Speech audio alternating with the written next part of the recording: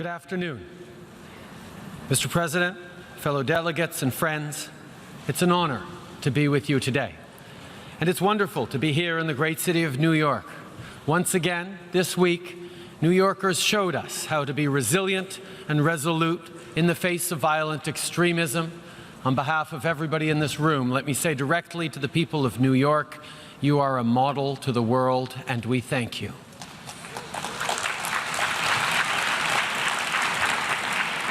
Exactly 1 year ago, Canada was in the middle of a long and closely fought election campaign.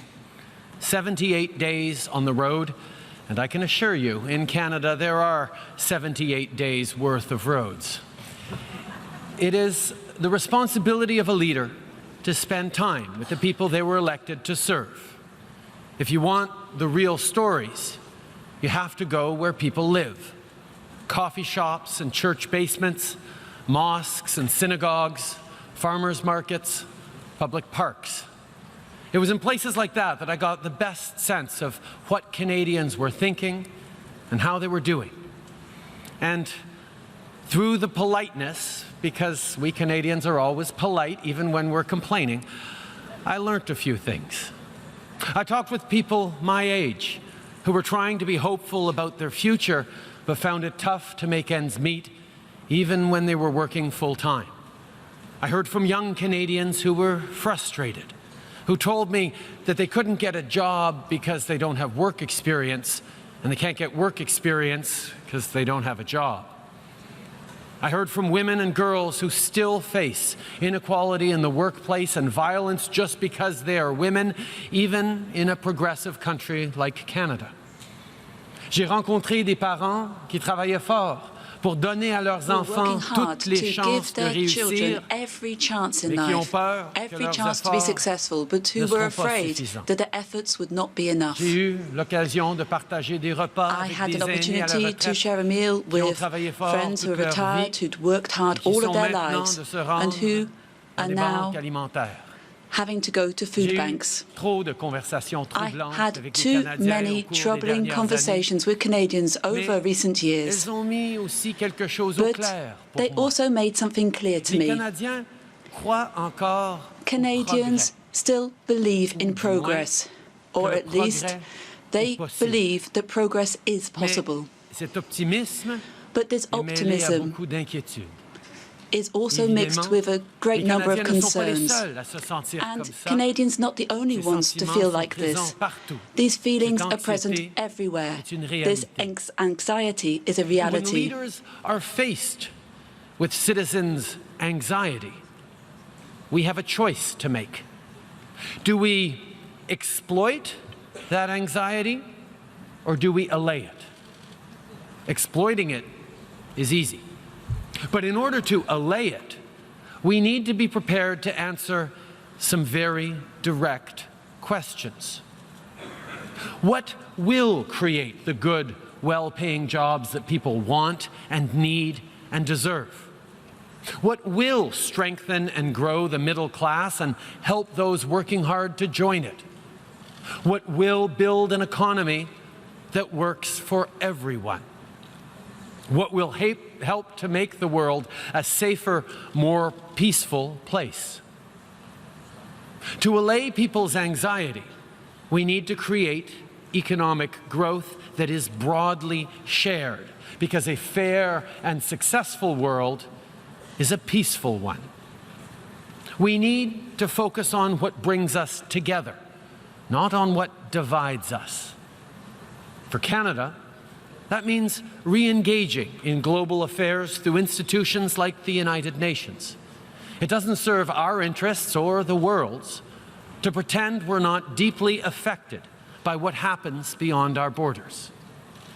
Plus tôt cette année, nous avons aidé à Early négocier on this l'accord year, de we Paris helped sur les to changements negotiate climatiques. the Paris Climate Dans le Change cadre de notre Agreement, engagement à sa mise en œuvre, and we're nous avons committed annoncé to que le implementing Canada it, and we announced that investirait Canada will invest $2,65 milliards sur 5 ans $2.65 million pour over financer la 5 years to croissance propre finance et à faible clean émission growth de carbone with dans low les carbon pays en emissions développement. in developing Dans le countries, but d'aider à with promouvoir a la paix et view la to sécurité dans les helping to promote zones peace and touchées security par in those l'instabilité, zones which are affected by instability. We have reasserted our support for NATO, and we have committed ourselves to increasing Canada's role within the peacekeeping operations of the United Nations. And we have hosted the 5th conference of the World Reconstitution of the World Fund, where we increased by 5% our contribution to this fund, and we've also helped our partners to increase their contributions to the Global Fund, which has allowed us to amass some $13 billion to eliminate AIDS, tuberculosis and malaria by 2030. We've done all this and will do much more, because we believe we should confront anxiety with a clear plan to deal with its root causes. And we believe we should bring people together around shared purposes like the UN Sustainable Development Goals. Because what is the alternative?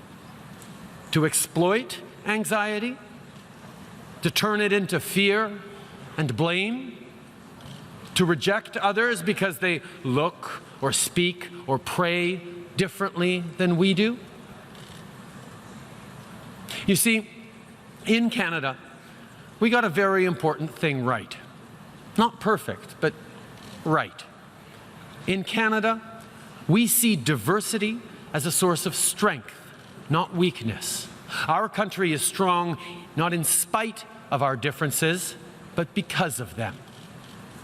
And make no mistake, we've had many failures, from the internment of Ukrainian, Japanese, and Italian Canadians during the World Wars, to our turning away of boats of Jewish and Punjabi refugees, to the shamefully continuing marginalization of Indigenous peoples. What matters is that we learn from our mistakes and recommit ourselves to doing better. To that end, in recent months, Canadians have opened their hearts and their arms to families fleeing the ongoing conflict in Syria. And from the moment they arrived, those 31,000 refugees were welcomed not as burdens, but as neighbors and friends, as new Canadians.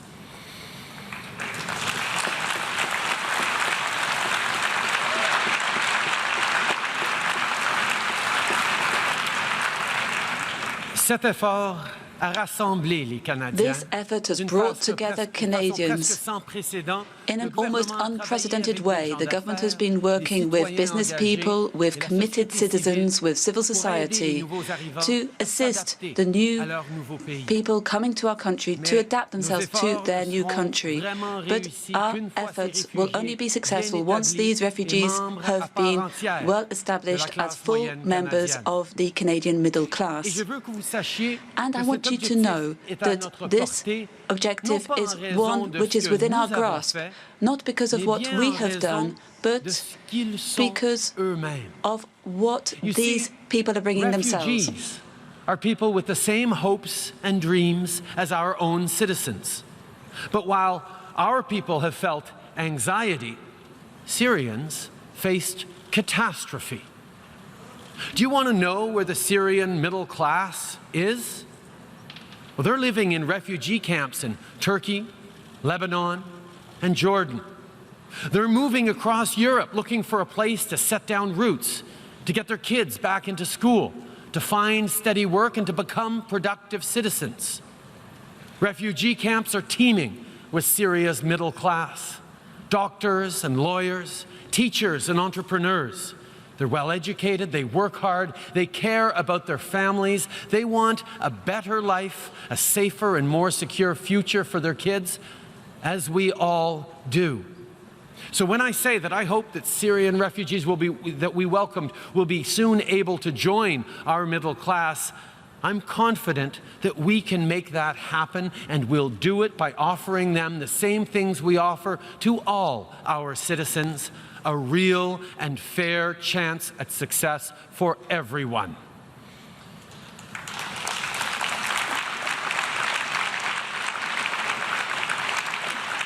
Nous allons tout faire We are going to do everything to build a strong middle class in Canada. We are going to invest in education because that will give the coming generations the necessary tools to make a contribution to the global economy and to be successful.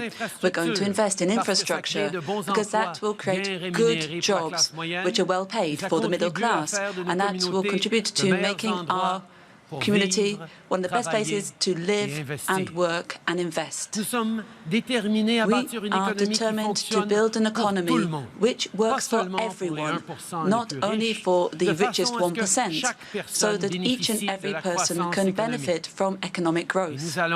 And we are going to refuse to give in to pressure to change our profound innermost values to win easy votes. People in the world expect more from us, and we expect more of ourselves. In the end, my friends, there is a choice to be made.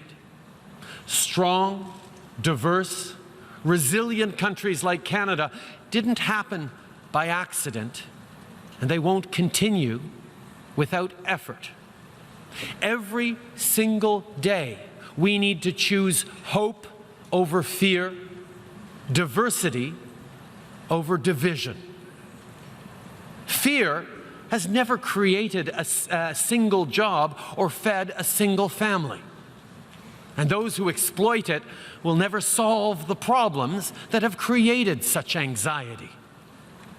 Our citizens, the nearly 7.5 billion people we collectively serve, are better than the cynics and pessimists think they are. People want their problems solved, not exploited. Listen, Canada is a modest country. We know we can't solve these problems alone. We know we need to do this all together. We know it will be hard work. But we're Canadian, and we're here to help.